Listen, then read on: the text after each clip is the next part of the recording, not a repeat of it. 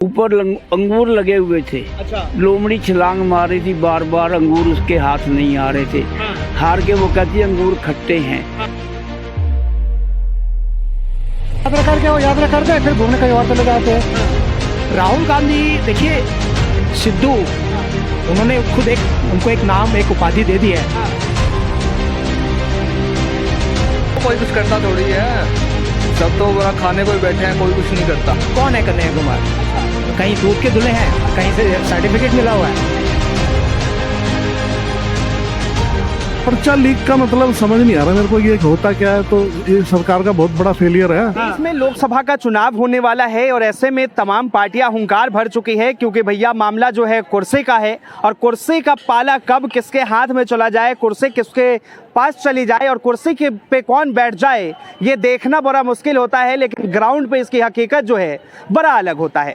अब विपक्ष वाले दावा करते हैं कि ईवीएम हैक हो जाएगी तो जरूर है एनडीए 400 पार कर जाएगी। वहीं जो है एनडीए कहती है कि हमने काम किया है, इसके वजह से जो है हमें वोट मिलेगा। इस वक्त हम सीपी में मौजूद है। एक बार तस्वीर दिखाइए कि ये देश की राजधानी दिल्ली की दिल सीपी है और यहाँ पे मौजूद है। आम जनता से जानेंगे कि इस बार सच में भारतीय जनता पार्टी 400 पार करेगी या फिर इंडिया अलायंस आएगा। लेकिन दिल्ली की मौजूदा हालात बता दें कि जो कट्टर ईमानदार अपने आप को सीएम बताते थे वो जेल के अंदर है और उनके एक मंत्री ने जो है कल इस्तीफा दे दिया और बीजेपी ज्वाइन कर लिया है। सबसे पहले आपका नाम जानना है। महेंद्र सिंह राजपूत। अच्छा महेंद्र जी, किस तरह देख रहे हैं इस बार?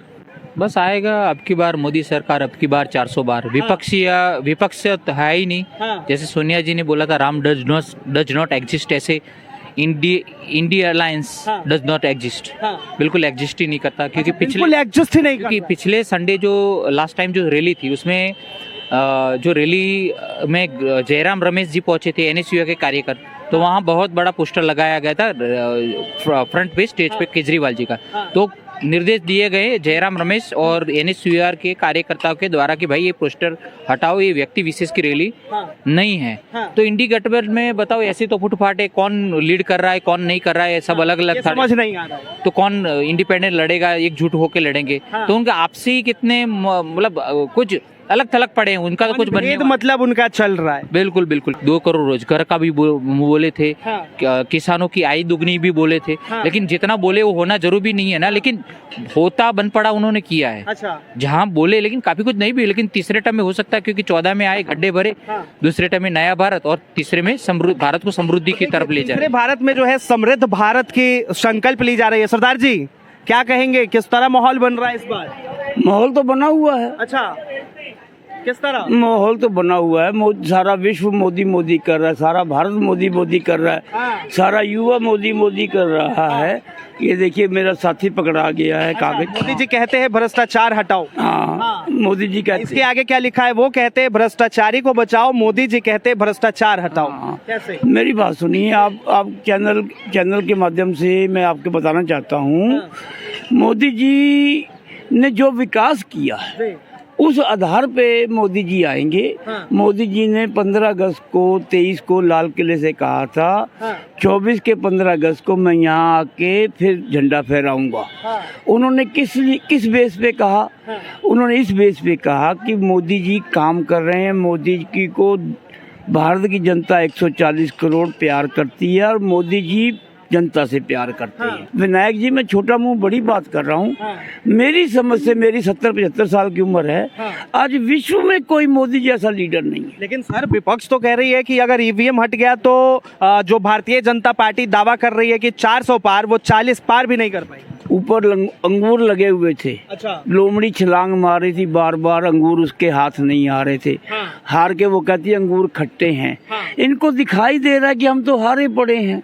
सिर्फ मैंने आज से साल पहले कहा था कि ये जो गठबंधन है ये चुनाव आते आते सिर्फ फुटबॉल होगा। अच्छा, गठबंधन से किसी चेहरे को चुनना जाए कि प्रधानमंत्री इसे बनना चाहिए तो किसे चुनेंगे? केजरीवाल को, ममता बनर्जी को, अखिलेश यादव को, राहुल गांधी? इनका सारा तो आपको, इनका काला चिट्ठा तो आपके सामने है। सारे बंदे तो दागी हैं, बड़े छोटे भाई। हाँ। सारे बंदे का तो रिकॉर्ड खराब है। हाँ। मोदी जी की छवि बिल्कुल साफ है। मोदी जी के अपने परिवार के किस बंदे को चेयरमैन बनाया, हाँ। किस बंदे को कुछ किया। लेकिन अगर वो परिवार की बात की, बड़ी अच्छी आपने बात की। एक सवाल लूंगा, हाँ। परिवार को लेकर आपने बात की। मोदी जी पे आरोप लगते हैं कि जब जिसका परिवार ही नहीं है वो क्या समझेगा कि परिवार की क्या चीज होती है, अहमियत होती है, और वो क्या देश चलाएंगे। मोदी जी को आप भारत का राजा मानते हैं? मैं तो प्रधानमंत्री मानता हूँ उसे। प्रधान सेवक मानते हैं। हाँ। ये सारे 140 करोड़ ही भारत जनता जो है वो मोदी जी का परिवार है। अच्छा। मैं तो अपने आप को मोदी जी के परिवार का हिस्सा मानता हूँ। हाँ। वो जिस तरह से हम लोग का ख्याल रखते हैं, हाँ। जिस तरह रात दिन 18 घंटे 20 घंटे हम लोग के लिए काम करते हैं, 4-6 घंटे सोते हैं। हाँ। हम लोग कंबल लेके चादर लेके सो जाते हैं। वो हम लोग के विकास के लिए, हम लोग के लिए भलाई के लिए हाँ। नए नए प्रोग्राम बनाते हैं। हाँ। तो वो हम लोग उनका तो परिवार ही तो है। अच्छा, परिवार ही है। क्या नाम है सर? जयप्रकाश। अच्छा, जयप्रकाश जी, क्या कहेंगे इस बार 400 पार या फिर 40 भी नहीं? नहीं, 400 पार आएंगे पक्के, 100% आएंगे। अच्छा। हाँ, काम के दम पे आएंगे। विपक्ष कह रहा है कि ईवीएम हटा दो, 400 पार करके दिखा दो। विपक्ष भी हमारे लाने वाला तो विपक्ष ही था ना। हाँ। लाने वाला ये थे। हाँ। जब मनमोहन सिंह बने 2 बार प्रधानमंत्री, जी। तो वो भी ईवीएम से बने। हाँ। जितने भी प्रधानमंत्री बने ये ईवीएम से बने। और पहले जो बैलेट पेपर करते थे ना, हाँ। तो ट्रक गायब हो जाते थे। हाँ। तो ईवीएम हैक हो जाना, ये होना। अगर ईवीएम में कुछ कमियां हैं, ठीक है, वो कमियां दूर करी जा सकती है, लेकिन ईवीएम बंद नहीं हो सकता, क्योंकि आज की इतनी पब्लिक हो चुकी है कि अब वो बैलेट पेपर का जमाना बहुत दूर है। अच्छा, अखिलेश यादव कह रहे हैं कि यूपी में जो है इस बार भारतीय जनता पार्टी की 1 सीट आएगी 80 में से। अभी एक तो उन्हीं की आनी है, वो अभी नहीं कह रहे होंगे। अच्छा। क्योंकि बीजेपी तो 80 का आएगी। हाँ। 100% आएगी, क्योंकि काम के दम पे। और दूसरा, बीजेपी जो कहती हो करके दिखाती है। हाँ। कोई भी काम हो, बीजेपी जो 370 धारा हो, राम मंदिर हो, इतने पुराने मसले थे, हल नहीं हो पा रहे थे। इन्होंने लटका के भटका के रखा हर चीज को, विपक्ष वालों ने। मोदी जी ऐसे काम कर रहे हैं, डंके की चोट पर पूरी दुनिया सलाम इसीलिए कर रही है। गांधी को लेकर क्या कहेंगे? उन्होंने भारत जोड़ो न्याय यात्रा किया, भारत को जोड़ने की कोशिश की। नहीं, यात्रा बहुत करते, राहुल गांधी घूमते फिरते हैं, लेकिन वो यात्रा का उनका समझ नहीं है कि मतलब यात्रा का महत्व क्या है। यात्रा करके वो यात्रा करते हैं, फिर घूमने कहीं और चले जाते हैं। वो ध्यान नहीं है मतलब उस चीज धरातल पे। क्या नाम है सर? मनीष सिंह। अच्छा, मनीष जी, किस तरह देख रहे हैं इस बार लोकसभा का चुनाव? लोकसभा का चुनाव एक तरफा है और पिछली बार की तरह पूरे बहुमत के साथ भाजपा आने वाली है। कोई निसंदेह, उसमें कोई शक नहीं है। लेकिन इस बार इंडिया अलायंस ने तो बहुत सारे वादे किए हैं, युवाओं के लिए रोजगार हो, किसानों के लिए एमएसपी हो, इस पे क्या कहेंगे? इंडी अलायंस जो है उसमें जो मेन पार्टी है कांग्रेस पार्टी, अभी हाल ही में कर्नाटक में इसने चुनाव जीता था। बहुत सारे वादे किए थे। आज उन वादों का क्या हाल है? अच्छा। क्या उन्होंने अपने धरातल पे उन वादों को पूरा किया है? वहाँ पे त्राही कर रखा है उसने, पूरा कर्नाटक अस्त व्यस्त कर रखा है। तो पूरे भारत को भी अस्त व्यस्त करना है, तो इंडी अलायंस को आप बहुमत दीजिए। आप समझ रहे ना, कर्नाटक का जो हाल है वो पूरे देश का होगा। अच्छा। आप एक भी राज्य के अंदर, चाहे वो कर्नाटक हो, चाहे आपका मध्य प्रदेश हो। राहुल गांधी को लेकर क्या सोचते हैं आप? राहुल गांधी, देखिए, सिद्धू, उन्होंने खुद उनको एक नाम, एक उपाधि दे दी है। इससे ज्यादा कुछ भी कहना मैं समझता हूँ ज्यादा हो जाएगा। कि लोग क्या विश्वास करेंगे, है ना। कोयला घोटाला नवीन जिंदल ले लिया ना, तो लोग अभी परेशान हैं। एमपी में दे रहे लाडली बहना योजना 1000 रुपए, तो बाकी देश की लाडली बहना है, ये हमारी बहन, ये बहना नहीं है क्या? इनको भी मिलना चाहिए ना। 500 रुपए में वहाँ सिलेंडर दे रहे हैं, तो देश से दोगलापन कर रहे हैं ना। तो 500 में सिलेंडर हर जगह मिल सकता है, इसका मतलब मिल सकता है, नहीं मिल सकता, तो वहाँ क्यों दे रहे हैं स्पेशल? तो ये तो सब एक लोगों को बहला रहे हैं, भरमा रहे हैं। और 400 पार तो इसलिए कह रहे हैं, देश की जनता को चैलेंज दे रहे हैं कि आप हमें वोट दो ना दो, हम 400 पार, मतलब उनको देश की जनता से कुछ लेना नहीं। वोट तो मांग नहीं रहे वो सिर्फ ये कि नारा लगा रहे 400 पार। तो 400 पार कैसे होगा भैया?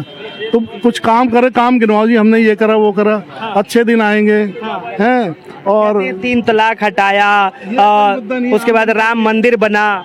ये क्या मुद्दा है? आम आदमी के लिए ये है, आम आदमी के लिए ये है। बेरोजगारी, महंगाई, इस पे बात कर नहीं रहे। ये बनाया, ये कुछ नहीं बनाया इन्होंने, ये कोर्ट ने बनाया, इन्होंने नहीं बनाया। अच्छा। या तो ये बोल दे कि हमने बनाया, अपने मुंह से बोले ना कि मैंने बनाया।